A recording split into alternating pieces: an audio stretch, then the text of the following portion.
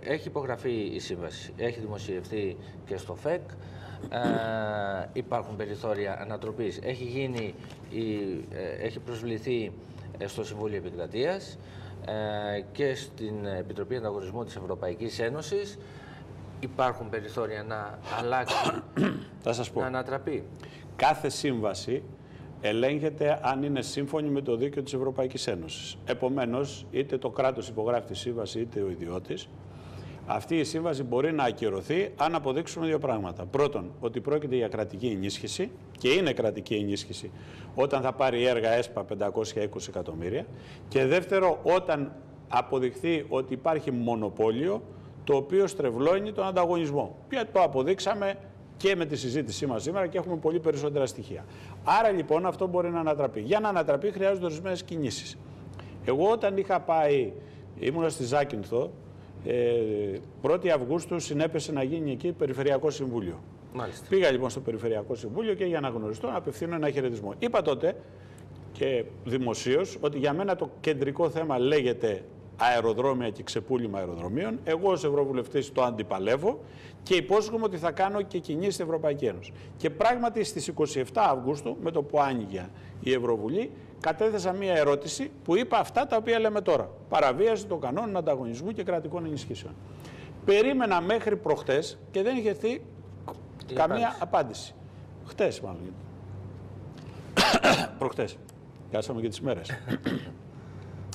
Και αφού βγήκα στα κανάλια και κατήγγυλα και φώναζα ότι δεν μου δίνουν απάντηση και ότι θα έρθω στην Κέρκυρα στην εκδήλωση κτλ., ξαφνικά ο κύριος Μοσκοβισή, εδώ είναι το χαρτί, 22 Δεκεμβρίου, ανακοινώθηκε από τις 21 ότι θα ερχόμουν εδώ, 22 είχαμε βγει στα μέσα και συνεντεύξεις, 22 Δεκεμβρίου 4 και 16 και 12, ώρα Βρυξελών, μου έστειλε την απάντηση. Η οποία λέει τα εξής.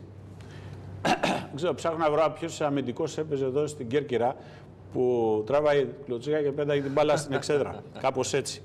Λοιπόν, πετάει την μπάλα στην εξέδρα, δεν απαντάει σε αυτά που του καταθέτουμε και έχει όμως δύο σημεία τα οποία μπορούμε να τα αξιοποιήσουμε.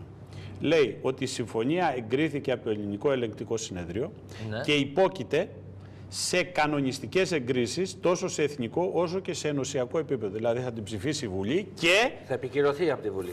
Και σου λέει κρατάω κι εγώ ως Μοσκοβισή να την εγκρίνω σε ενωσιακό επίπεδο. Δηλαδή μπορείτε να έρθετε σε μένα αφού τελειώσουν οι διαδικασίες ή είναι σε εξέλιξη να μου πείτε μήπως και συμβαίνει τίποτε που δεν είναι νόμιμο.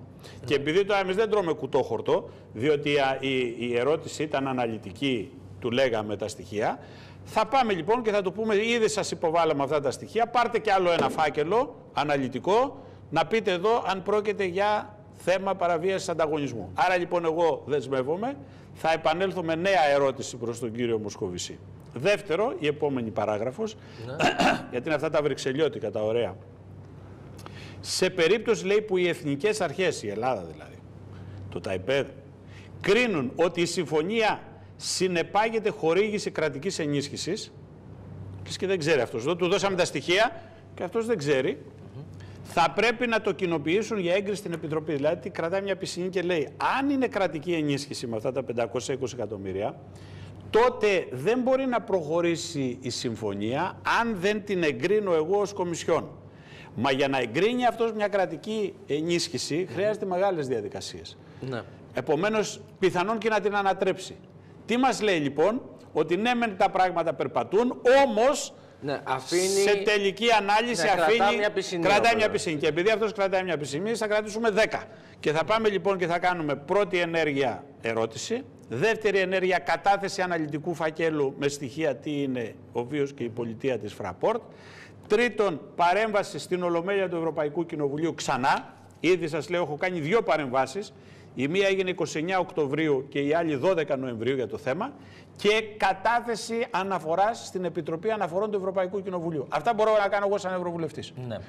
Και μαζί με φορείς, μαζί και εδώ στη χώρα μας και με τα δικαστήρια, να πρεσάρουμε για να πετύχουμε ένα αποτέλεσμα. Υπάρχει όμως ένα κομβικό σημείο, κατά την άποψή μου, εσείς μπορείτε να το αξιολογήσετε και τα γνωρίζετε καλύτερα.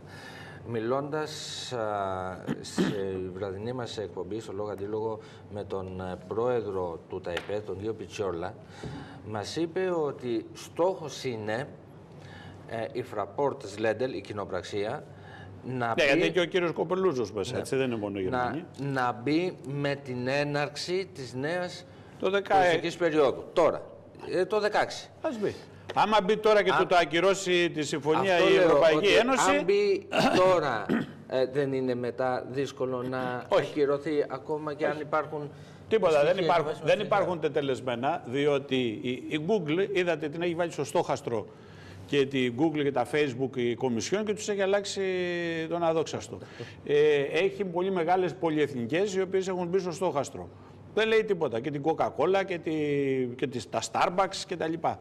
Δεν υπάρχει τίποτε που να απαγορεύει να γίνει παρέμβαση. Διότι εμείς θα κάνουμε τις ενέργειες και άμα θέλει η Fraport να ξεκινήσει από αύριο και να έρθει μετά η Κομισιόν μετά από 3 μήνες να ακυρώσει την απόφαση, χάσει και τις προκαταβολές. Δεν ξέρω. Ναι. Αυτό να το πει στους δικηγόρους της η Fraport και να δει τι θα κάνει. Εμείς θα πάμε σε αυτή την κατεύθυνση, θα αξιοποιήσουμε την απάντηση του κυρίου Μοσκοβισή, παρότι σας λέω ότι η ερώτησή μου ήταν καθαρή και πετάει την μπάλα στην εξέδρα. Διότι η Κομισιόν, που υποτίθεται ότι πρεσβεύει το συμφέρον της Ευρωπαϊκής Ένωσης, είναι μέλος της Τρόικας. Και η Τρόικα ήταν αυτή που είπε δώστε τα 14 αεροδρόμια. Δεν είπε δώστε σε αυτόν, αλλά είπε δώστε τα. Τώρα λοιπόν είναι δύσκολο να έρθει και να πει ότι έκανε λάθος. Διότι ενεργεί η Κομισιόν ως εκπρόσωπος δανειστών και όχι ως το πραγματικό όργανο της Ευρωπαϊκής Ένωσης. Λοιπόν, αυτή την πολιτική του κυρίου Μοσκοβισή και των υπόλοιπων εμείς θα τη στυλιτεύσουμε και εμείς θα τους ταράξουμε στην νομιμότητα. Αυτοί δεν μας λένε εφαρμόστε τα συμφωνηθέντα. Ωραία, εγώ θα πω εφαρμόστε τη συμφωνία της Ευρωπαϊκής Ένωσης. Εδώ λέει ότι είναι μονοπόλιο και να πάρετε μέτρα. Και να δω τι θα πούνε. Λοιπόν, και εσείς... Θα παίξουμε μπάλα δηλαδή μέσα στο γήπεδο. Ναι. Εννοείται. Αλλά θα έχουμε σεντρεφόρα. Αυτοί έχουν ένα σεντρεμπάκ που πετάει την μπάλα στην εξέδρα. Αλλά είναι Champions League, και αν δεν προσέξουμε... Βέβαια. Δεν χαρίζονται. Δεν χαρίζονται. Αλλά ούτε και εμείς θα χαριστούμε. Θα παίξουμε. Λέω ένα πολύ σημαντικό σημείο. Εσείς γνωρίζετε και πώς λειτουργούν και τα όργανα στην Ευρωπαϊκή Ένωση.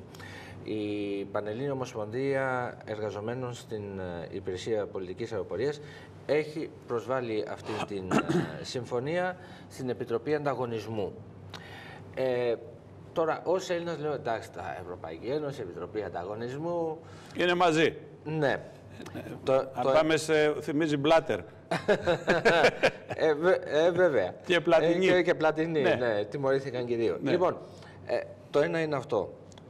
Και το δεύτερο, έχει κάνει μια πολύ σοβαρή καταγγελία σε αυτή η Ομοσπονδία των Εργαζομένων στην Υπηρεσία Πολιτικής Αεροπορίας. Έχει κάνει μια πολύ σοβαρή καταγγελία, τουλάχιστον έτσι όπως ακούγεται στα δικά μου αυτιά, ότι θυγατρική της Λουφτάνσα ήταν ο σύμβουλος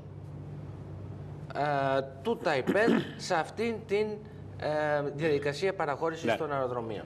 Να πω το εξής. Εγώ συναντήθηκα με τον κύριο Αλεβιζόπουλο και τα υπόλοιπα μέλη της διοίκησης. Και ήταν να έρθει και στην εχθεσινή. Ναι, αλλά δεν μπόρεσε να έρθει. Εγώ τους συνάντησα τα μέσα Οκτωβρίου και είχα μια πλήρη ενημέρωση για τα θέματα αυτά. Αυτό το στοιχείο το θέτουν οι ίδιοι και είναι σημαντικό. Εάν αυτό το στοιχείο πράγματι αυτό λέω, εάν αυτό το στοιχείο πράγματι αποδειχθεί, τότε επιβεβαιώνει για άλλη μια φορά τους ισχυρισμούς μας. Ότι εδώ δεν τηρήθηκαν οι διαδικασίες έτσι όπως έπρεπε, ότι έχουμε παραβιάσεις του ευρωπαϊκού δικαίου, άρα είναι ένας επιπλέον λόγος για να αναγκαστεί η Κομισιόν να ενεργήσει ως Κομισιόν και όχι ως Τρόικα, και επειδή υφίσταται και κοινοβουλευτικό έλεγχο και πίεση κλπ. Και επειδή στο παιχνίδι θα μπουν κι άλλοι, δεν είμαστε μόνο εμείς, στην πορεία αντιλαμβάνουμε ότι θα υπάρξει ενδιαφέρον και από άλλους ευρωβουλευτές. Μην ξεχνούμε ότι ο κύριος Ρέντσι, για τους δικούς του λόγους, κάρφωσε τη Μέρκελ στο προηγούμενο Ευρωπαϊκό Συμβούλιο και της είπε ότι τώρα λες ότι δήθεν βοηθάς την Ευρώπη, αλλά έχεις αρπάξει τα αεροδρόμια στην Ελλάδα. Επειδή λοιπόν είναι μια σύνθετη κατάσταση στην Ευρωπαϊκή Ένωση, φαντάζομαι ότι αφού εμείς θα επιμείνουμε και το θέμα θα το βγάλουμε πολύ ψηλά, θα αναγκαστούν ευρωβουλευτές και άλλων κρατών να μπουν στο παιχνίδι και να μας στηρίξουν, και από εκεί και πέρα πιστεύω ότι αυτό είναι το πεδίο πάνω στο οποίο μπορούμε να πατήσουμε. Δηλαδή δεν θα πάμε μόνοι μας. Εγώ συνεργάζομαι και με ευρωβουλευτές του Μπέπε Γκρίλο, των 5 Αστέρων κλπ. Και άλλους, και θα τους βάλουμε και αυτούς στο παιχνίδι. Ούτως ώστε να δημιουργήσουμε ένα